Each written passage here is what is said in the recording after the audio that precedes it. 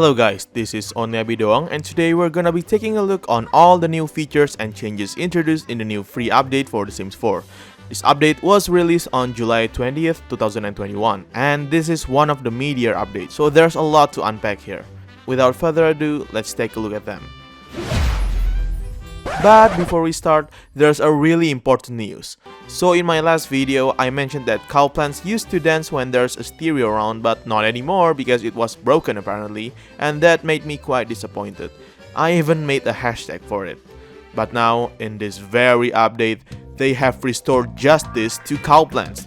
They can finally dance to the stereo again. Yeah! We did it, guys! Our efforts were not in vain. But let's be realistic, my 1 week old movement here probably wasn't the cause of this. I just happened to bring this up when the fix was probably already planned in the first place. Anyway, enough about that. Let's see the new features introduced in this update. First of all, we're gonna be taking a look on new Create a Sim features. There are 3 new hairstyles introduced to the base game in this update. First is this new afro hairstyle, which I think is a pretty cool addition. Here are all the hair color variations for it. This hairstyle will also be available for all ages. And for the other 2, well, they're not entirely new. Both of them were a part of Discover University expansion pack, but I guess they're setting it as a base game hair now. The other hairstyle is basically a dyed version of the second one. Anyway, here are all the hair color variations for them if you didn't know before. Like before, these hairstyles are available for all ages. Next, we're gonna jump straight onto build and buy mode. First thing I want to cover is another collaboration in the form of 2 new painting decorations that your sim can hang around. The first painting is an artwork created by Ashley Lukashevsky, while the second painting is an artwork created by Mohammed Iman Fayez. Both of them are 2 of the talented artists from the LGBTQ+ community. Again, I really like to see collaborations with players and artists like this, and I hope to see more of it in the future. Besides new paintings, there are also 3 new decorative shrubs introduced in this update. All 3 of them are new variations of ferns to complement the introduction of ponds in the same update. Let's move on to the terrain tools, specifically the terrain brush size. Previously, there were only 5 different sizes of terrain brush for each shape. Now the sizes have been changed from presets to sliders instead. This lets you select specific terrain brush size more precisely and also use a much bigger terrain brush size. This new size slider can be used both on the terrain paint tool and the terrain manipulation tool. Now we get to the main course of the update, which are the introduction of ponds. After almost 7 years since launch, ponds are finally making a return to The Sims 4. Well, it's about time. To create ponds, you need to use terrain manipulation first to make a hole. Then use the new water tool to fill in the hole with water. The first tool we can use is Raise Water. By using this and then clicking on the terrain you've carved, water will be added and the water level will be increased each time you click on it. It will be filled until it reaches the very top of the terrain. If you wish to lower the water level, you can use the Lower Water tool to decrease it. You can also press Ctrl on your keyboard while still using the Raise Water tool to immediately change it to Lower Water tool. If you want to change the water level to a certain height, you can use the Fill to Height tool instead. You can then set the height either by using the slider right here, or by holding the Control key on your keyboard and then press the right square bracket key to raise it and the left square bracket key to lower it. This tool is perfect if you want to set the same specific water level across multiple separate ponds. To remove a body of water completely, you can use the Remove Water tool and use it on the pond you want to remove. The hole you created will still be there though. You can also turn on water depth map while making ponds so it will display the different water depths, with green being shallow and accessible and blue being deep and inaccessible. This can be used if you want to know which pond levels are shallow enough for your sim to be able to wade into. You can build rooms and walls on ponds. You can also build platforms, foundations, and tilted foundations on ponds so you can create some kind of a bridge if you want. Fences can also be built through ponds, but it will be curved and still stick to the terrain. Oh, and what if I told you that you can also use water tools to fill in not only curved terrains, but also closed rooms? That's right, this is one of the cool characteristics of the water tool that I find really intriguing. You can even fill in a fully decorated rooms with objects in it, and if the water is shallow enough, the room will still be accessible and all the objects will be usable. So yeah, you can basically make a flat and still live your life like normal here. Additionally, if you build a room inside a hole that you've dug and then put a water in it, you can also somewhat make a room completely submerged underwater. You know who's the perfect sim we can lock up in an underwater dungeon I just made down there? Yep, it's Emily. When it comes to gameplay, as mentioned before, sims can wade through ponds if they're shallow enough. Sims of all ages can also play on shallow ponds, though unfortunately sims cannot swim in ponds as of now. Besides sims, dogs can also walk in shallow ponds and even play on shallow water. Sims can also look for frogs in ponds. They won't catch any most of the time, but there's still a chance your sim will find and obtain a random type of frog. If you're living in an off-the-grid lot, you can also use ponds to gather some water for your water supply. If you have Seasons expansion pack, ponds will be frozen when it's winter and you cannot interact with it. Besides that, sims can also fish on ponds, but I'm gonna explain about this more in the next segment, which is... If you feel that the ponds you've created are a bit plain, worry not, because this update also includes many new pond-related objects. From now on, objects related to outdoor water decorations will be combined into this category right here. There are two new subcategories here, which are pond objects and pond effects. You can place most of the objects in this category on ponds to decorate them and make your ponds livelier. In the pond effects subcategory, you can see these animal icons that you can place that's shaped like a cube. If you place it and then go to live mode, the cube will be replaced by a bunch of animals' visual effect that you've chosen. Here are the effects for ducks, mallards, and swans. And here is the effect for an alligator. Oh man, those ducks should better watch out. There are also smaller effects like mosquitoes, dragonflies, tadpoles, and country fish.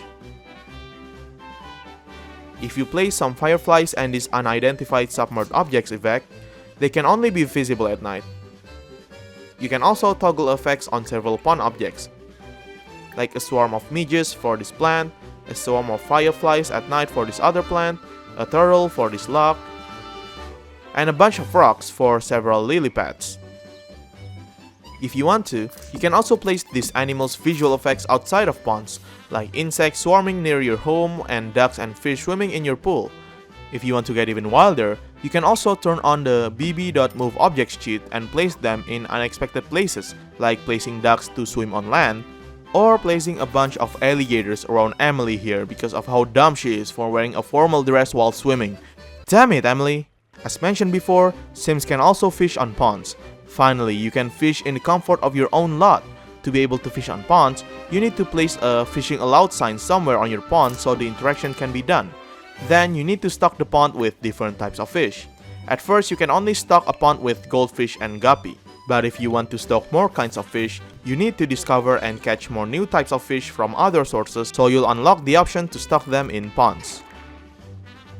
If you want to change your pond's water texture, you can click on this subcategory and choose one of the different types of water styles available.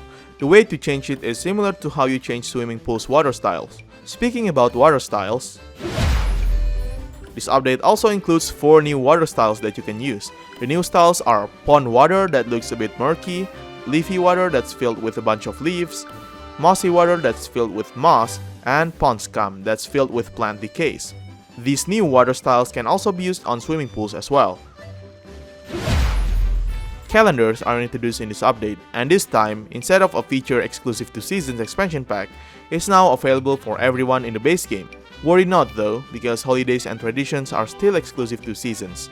Anyway, they also updated the visuals and UI of calendars, so it is much better and more organized now.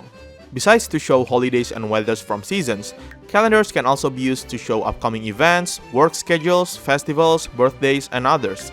You can see the schedule for festivals from City Living, Snowy Escape, and Cottage Living expansion pack and get to know the details for each of them, but strangely not the festivals from Island Living expansion pack. It's a shame though, because the island festivals in Sulani are always overlooked since you don't get notifications if they're being held, unlike the rest of the festivals.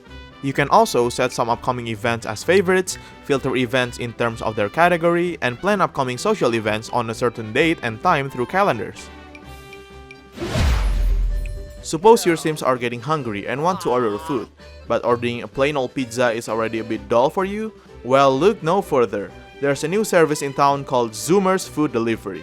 You can order meals from them from your phone or by clicking on the fridge. There are many different types of meals you can order from this delivery like spaghettis, salads, sandwiches, etc. You can also select more than one meal if you want. Once ordered, not long after that, the food deliverer will arrive with a bag of food and knock on your door. You can then accept the delivery by clicking on the deliverer, but if you don't accept it directly, after a while they will drop the food bag right in front of your door and leave. The deliverer will then enter your house and drop the bag somewhere. You can also tip them for 10 simoleons if you desire. The deliverer will leave after that. With the bag, you can either unload it or eat the meal. Both will result in your sim transferring their ordered meals to their inventory, but they will eat one of the meals right after that if you choose the latter. Unfortunately, this feature is a bit broken as of now because most players experience an issue where the deliverer won't give your sim any of the food they delivered. This will surely be fixed in near future, but it's still a noteworthy issue, especially for a new feature. Have you ever invited many sims to your house but you always lose track on their whereabouts? Then this next new feature is for you. If you go to your relationship panel and click on a sim you want to find that's currently around, there are two new interactions. Focus the camera and lock the camera. If you use the former, the camera will move to the selected sim immediately.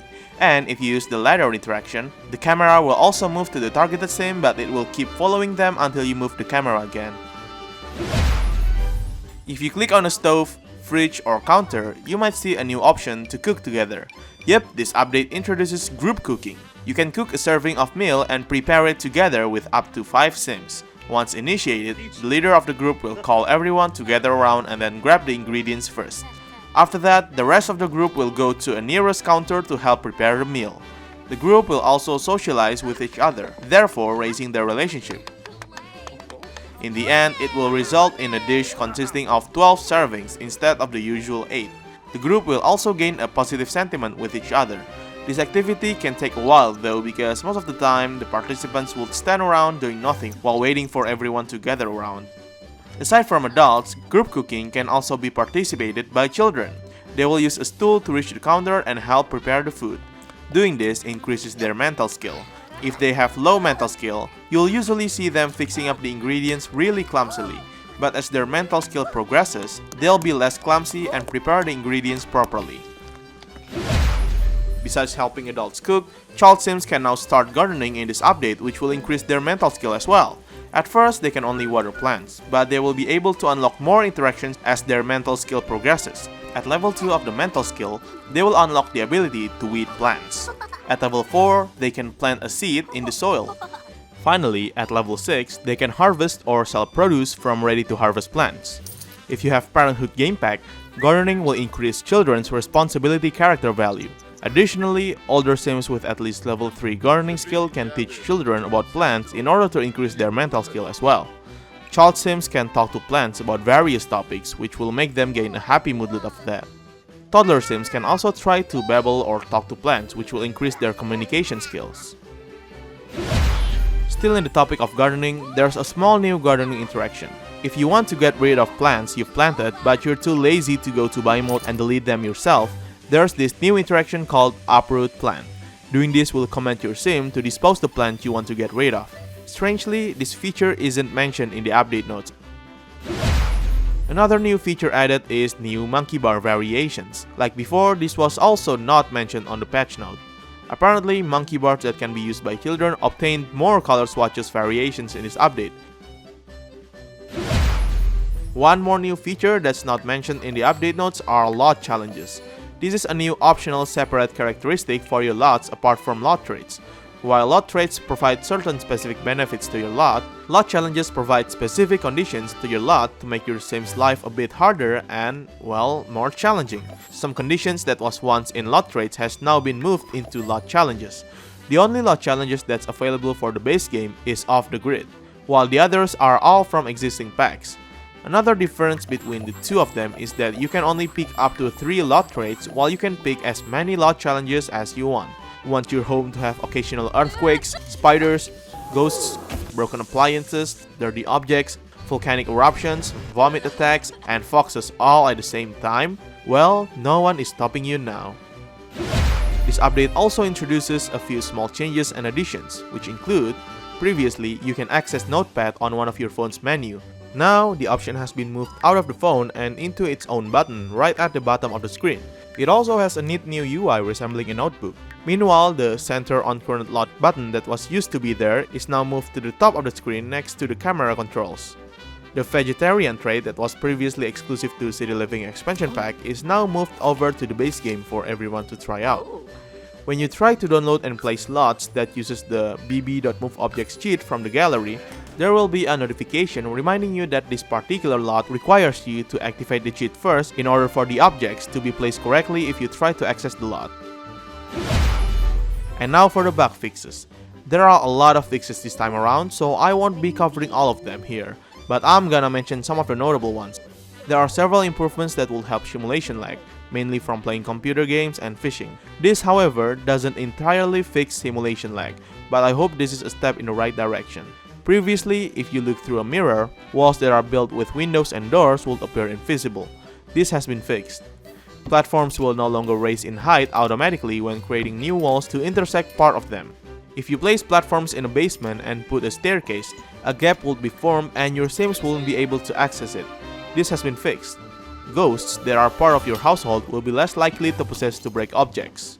Toddlers will be able to eat meals that consist of fish again. Previously, when toddlers are scared, the pose for their emotion UI would appear stretched. This has been fixed. In Cats and Dogs expansion pack, fix an issue in which cats' whiskers would not appear at all.